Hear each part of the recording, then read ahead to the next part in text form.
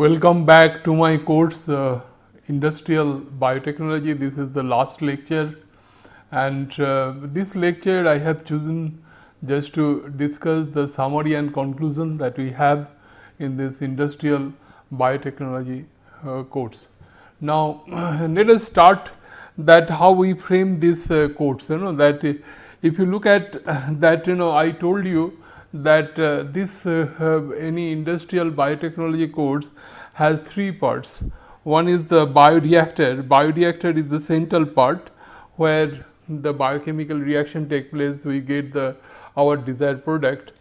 Now, before running this bioreactor, we required some kind of prerequisite, that is the upstream processing. Upstream processing means that you have to first you have to have the industrial microbial strain. That is, what is the industrial microbial strain? I told that whatever microorganism we isolate from the soil, that we call wild strain. Am I right? But industrial microbial strain is something different. Why they are different? Because they have the uniform this biochemical characteristics with different generation, and because when industry run use this kind of microbial strain, the reproducibility of the product, this should not be changed actually, because if the productivity change, then our production will be hampered. So that is why there is the stringent procedure that we have through which we can develop the industrial strain. That is why industrial strain is very costly. And then that for the growth of industrial strain, we required the media. And I told you media comprises of 4 different type of component. It should have carbon source, it should have nitrogen source, it should minerals and vitamins, and everything has a different purpose. Carbon, I told you that carbon goes for the cell mass formation. It also contributes for the energy generation of the process, living process. Also carbon contributes for the product formation. That is very important. Now, as far nitrogen is concerned, it mostly contributes for the cell mass formation, and your minerals and vitamins, they are the cofactor, mostly they are the cofactor in the metabolic pathway for different enzymes. So, this is so media is preparation is taking place like this, and the media for different organisms will be different. And I told you the basic difference between the chemical and biochemical process is that chemical process, that as your product changes, your raw material changes. But in the biochemical process, it so happens that same substrate can contribute to different type of product formation. As for example, that glucose or sucrose can produce for citric acid production, for lactic acid production, for ethanol production, the different production process they are involved. Now, another important upstream processing is the air and medium sterilization. I told you that our organism, desired organism, should grow in the media. So, conditions should be 100% sterile, otherwise other organism will interfere in the process, and that will hamper our biochemical processes. So, because I can give a typical example that I work with citric acid industry, that and we produce citric acid by using Aspergillus niger and from the cane molasses, and as you know, cane that the yeast can grow very well in the cane molasses, and doubling time of yeast is much less as compared to Aspergillus niger. So, if little yeast that if enter into the system, they spoil the whole fermentation process. They should be perfectly sterile. So, that is the air and medium sterilization plays very important role. Then that seed culture and inoculum preparation, that also plays very important role. Why? Because when we discuss the life cycle of the cell, we have come across the different phase of growth. We have lag phase, we have log phase, we have stationary phase, we have death phase.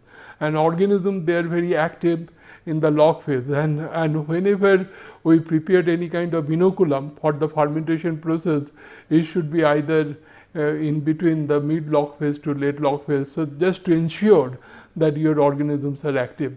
So these are the different upstream processing that we have.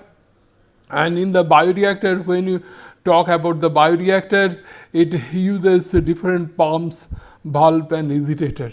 Different types of pumps we have. We have centrifugal pump, we have peristaltic pump, because centrifugal pump we use in our day-to-day life for pumping water from the ground to the top floor of the building, and that and we have that peristaltic pump. I told you peristaltic pump largely used in the biochemical industry, because aseptically you can transfer the media from one place to others. This is that is why this peristaltic pump is large. Then progressive cavity pump is used for transferring the high thick that fluid. As for example, muddy suspended solid can be transferred with the help of progressive cavity pump. So we have different types of pump. We have membrane pump and different type of pumps we have. And valve also we have so many. We have a gate valve, we have globe valve, we have in the wall valve. But in the fermentation industry, for sampling, we mostly use the ball valve, because we can open it instantaneously, we can close it instantaneously, so that we can draw the sample. But we have different type of agitator. We have impeller, we have paddle type of agitator, ribbon type of agitator, different type of agitator is used, but in the fermentation industry mostly we use the impellers. So these are the different things that we have, and plus we required lot of instrumentation. As for example, we should have pH probe, we have dissolved oxygen probe, we have agitator for controlling the speed of the agitator we required, and that we know the picometer that is used for monitoring the speed of the agitator. Then we have antifoam sensor. So different type of, we have temperature sensor. So different type of monitoring system we have in the bioreactors. Now then after that, in the reactor, what we do the reactor analysis. Reactor analysis, initially I try to share with you how we can do the reactor analysis. And first I try to give the different definition of the reactor. Reactor is the vessel in which the reaction take place, and bioreactor is the vessel in which the reaction take place in presence of the biomolecules. Then when the reaction take place in the reactor, then that the rate of reaction, the kinetics of the reaction plays very important role, that this is required for the scaling up of the process. Then we shall have to find out the stoichiometry of the process. Bioprocess is very important. The stoichiometry basically gives us the information what is the maximum yield of product formation that we take place. This is very important. We discuss that. Then we discuss the enzymatic reaction kinetics, that enzymes they are very specific with respect to substrate. Enzymes are mostly they are protein in nature. Protein with active site we consider the enzymes, and this how we use the Michaelis-Menten equation just to explain the that enzymatic reaction kinetics, and later on we discuss some kind of inhibition of the enzymes, and that is largely used for several applications. As for example, for sulfur drug, we have seen that how it is used for for inhibiting some kind of organism to grow, that contaminants to kill the organisms. So this acts as an inhibitor for different enzymes. So this is we discuss. Then microbial growth, product formation, all these things are very important, and substrate degradation. This is microorganism I told you in the biochemical process that in the chemical process I told you that as your product changes, your raw material changes, but in the biochemical process same raw materials can give the n number of products, but what we change that your microorganism we change. As for example, that Aspergillus niger, it can convert sugar to citric acid, but yeast Saccharomyces cerevisiae, it can convert the sugar to lactate sugar to ethanol. We have other organisms like that different other organisms also we use for different purpose. And so microbial growth, kinetics, product formation, substrate degradation, that is we discuss in details in this particular course. Then we have given you the overview of the fermenter, how the fermenter looks, what are the different parts we have in the fermenter, everything has been discussed in this particular course. After that we discussed that downstream processing. Downstream processing basically it is called as the purification process. When your fermenter, your bioreactor, you produce the product, that product you cannot market as such in the market, you have to purify that product. So you have to do the first you have to do the biomass separation, then you have to different other downstream processing like distillation, that is used in case of ethanol fermentation process, crystallization, that is used in case of citric acid fermentation process, drying, this is the if your crystals are there you have to dry, liquid extraction, that is used in the penicillin fermentation process, we have different adsorption processes are there. So all this downstream processing we try to discuss in this particular course. And finally we discuss the effluent treatment process. I told you every chemical and biochemical industry, they cannot discharge their effluent as such in the water courses, they have to treat. What are the different treatment processes then is available, and I mentioned that 70% more than 70% wastewater treatment process are controlled by the biological means. Now after that let me give you that what are the course content that we have in this particular course. Initially first lecture I covered the introduction, second lecture I covered the development of industrial strain, third lecture I covered the medium characterization and biochemical pathway, which is very important. Then fourth lecture we discussed the chemical reaction kinetics, then with this we discussed in 2 lectures, and then reactor analysis. Reactor analysis is very much required for the designing is reactor. Designing means for getting a desired amount of product, what will be the size of the reactor that you have to determine. Then we try to do the reactor analysis, what are the different reactors is there. We told you mostly we have 2 type of reactors, one is batch and the continuous process. Continuous process we have CSTR, continuous start tank reactor, and the plug flow reactor, that we try to explain here. Then stoichiometry of bioprocess I told you is very important. The reason is that the stoichiometry give you the theoretical yield of the process. So that plays very important role as far as fermentation process is concerned. Then enzymatic reaction kinetics, that is reaction kinetics we discussed in 2 lectures. Then immobilization technique, I told you that when enzymes remain in suspension in a reaction mixture, that after the reaction is over, the enzymes remains the impurities that is to be taken out from the product. So what we do, for the industry they use the immobilization technique, so the enzyme contamination will not take place, your product will be more or less free from the enzymes, and not only that, the stability of the enzymes that increases to a great extent. Then after covering all these things, I switch over to the microbial system. Initially I discussed that life cycle of the microbial cells, which is very important. I discussed we have lag phase, log phase, stationary phase, and death phase, and every phase has its own significance. Lag phase is called acclimatization phase, log phase is called the active phase, stationary phase is called the starvation phase. So every phase has its own significance. So, inoculum, usually I mentioned that it is usually prepared in between mid log phase to late log phase, and mostly the secondary metabolase formation take place during the starvation phase, that is the stationary phase. So, then I discuss all this thing in microbial growth kinetics in 3 different lectures.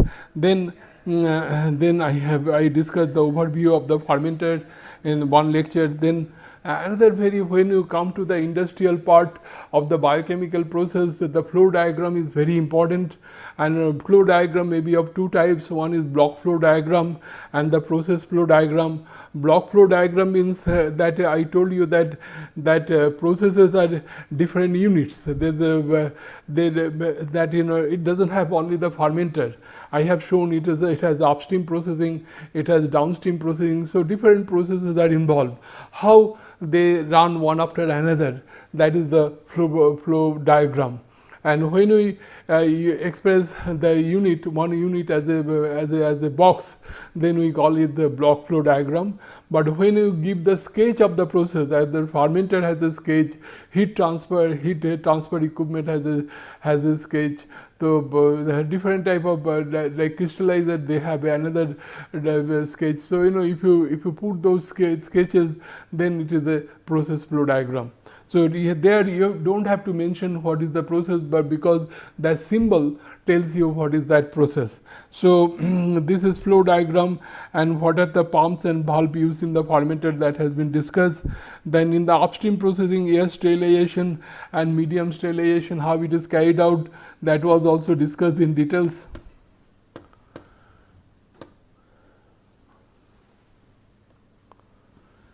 Then I switch over to the this downstream processing, the solid separation process, evaporation, crystallizer, liquid extraction, distillation, chromatography. All these things I try to discuss, so that that your idea about different downstream processes will be clear. After covering all these things, then I switch over to the biochemical production process, different fermentation process. First, I taking into account the ethanol fermentation process, because it started long before it was the first that so ethanol is largely used. As per India is concerned, we have more than 200 distillery industries that we have, and ethanol has a great demand not only as a beverage, but in the feedstock for the chemical industry. And nowadays the government, they are thinking seriously as a substitute of that gasoline, because the government recommended 20% gasoline can be substituted by the ethanol. We call it power alcohol. Now, after this ethanol fermentation, I discussed in 2 lectures. After that, I switch over to the brewing industry. Brewing industry that produces beer. 2 types of beer has been marketed. One is the alley beer and lager beer. Mostly in India, we have lager beer. Lager beer is it is less bitter as compared to alley beer. Alley beer we require more hops, that so it is more bitter. So, that discussion process we discuss. Then we discuss the wine industry. Wine industry is very important industry, largely that is operated throughout the world. Then vinegar production. Vinegar is nothing but acetic acid. It is a table condiment that is used in the day-to-day life.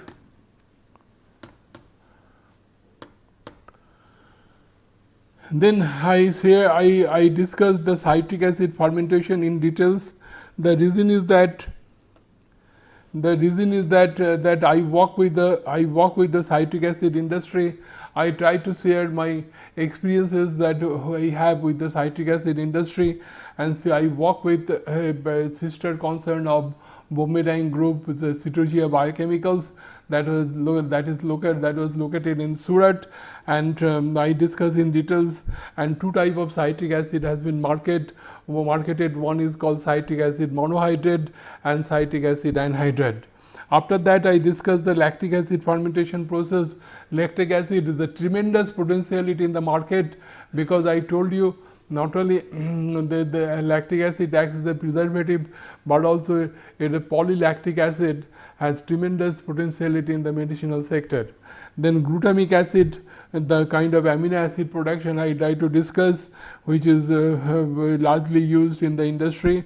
We have penicillin production. Penicillin is the first antibiotics that has been marketed, and during Second World War our soldiers are wounded and their wounds has been cured by the using this penicillin. This penicillin plays very important role in our day-to-day life. Then streptomycin is penicillin is considered as a narrow spectrum antibiotics. Streptomycin is considered as a broad spectrum antibiotics. Then Baker's fermentation process I try to discuss, which is largely used in India for the production of different type of bread, and the labeling of bread taking place with the help of Baker's, that not only used for labeling purpose, but nutritional quality of the bread also increased to a great extent. And then after that I also discussed the fodder yeast. The fodder is kind of that is used, Baker's is used for human consumption, but fodder is usually used for the animal feed. This is usually produced from the waste material, but mainly the waste sulfite liquor of the pulp and paper industries. Then spirulina, this is a very important algae that is largely marketed as a source of nitrogen, not only as a protein, but also it cured lot of diseases like GERDs, that the different type of problems that we have, that we can be rectified by this. Alpha amylase production has lot of industrial applications because it converts the starch material to glucose, and glucose can be used in different fermentation process. High fructose corn syrup production, this is important biochemical products largely used in the western country, particularly in the confectionery industry, and this I showed you how it can be produced. Metal leaching, that is another important biochemical application, because particularly when ore contains less amount of that metal, then we don't go for the chemical process, we go for the biochemical process, the metal leaching process that we can recover. That is already applied in the industrial sector.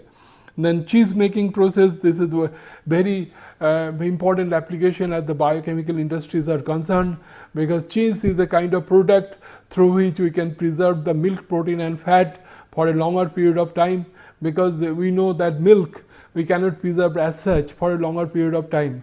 Hardly it can be preserved, even pasteurized milk can be preserved for 3 days, because milk is a very good media for the growth of pathogenic organism.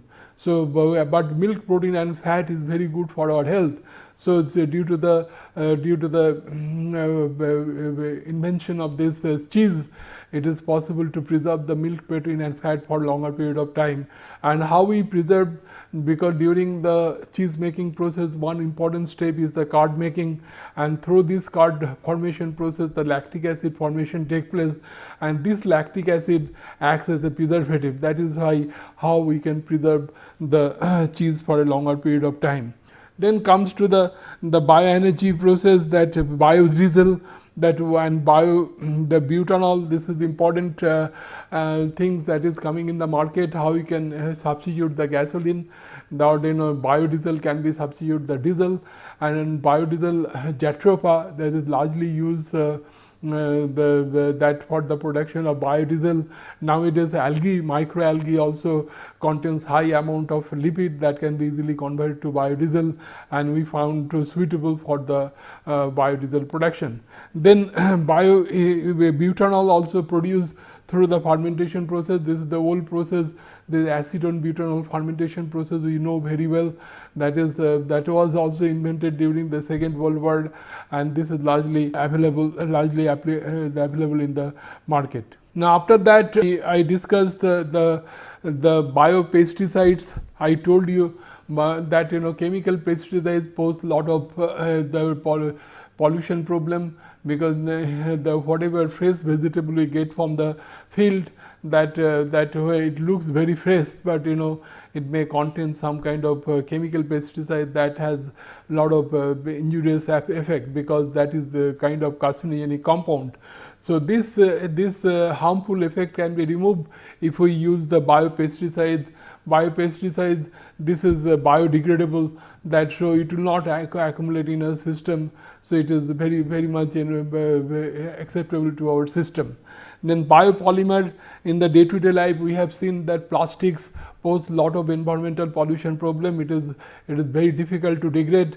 So, biopolymer is slowly capturing the market. We have different type of biopolymer, PHA, PLA, that two important polymer that is coming in the market, and then we just we try to find out how it is cost effective.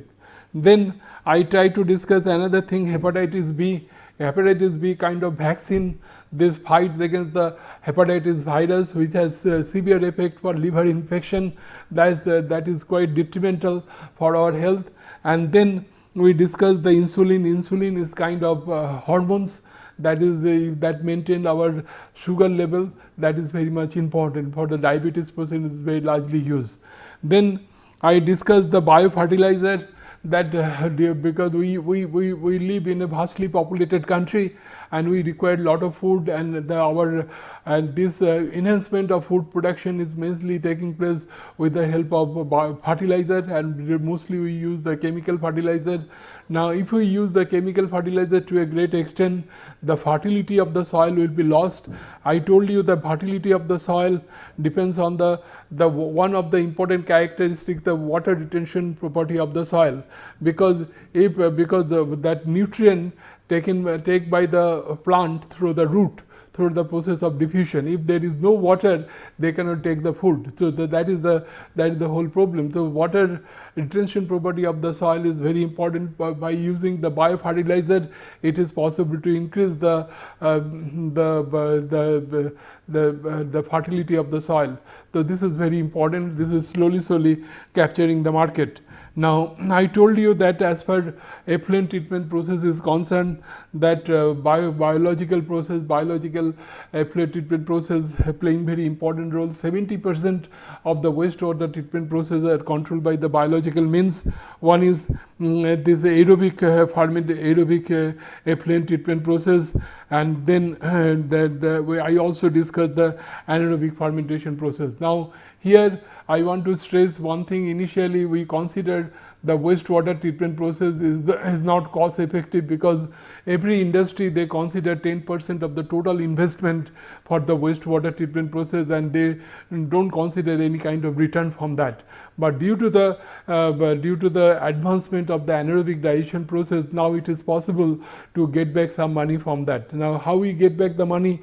In the form of the methane and digested material we can use as a good biofertilizer that can be used for the agricultural field. So, this is how we can add some kind of value to these processes.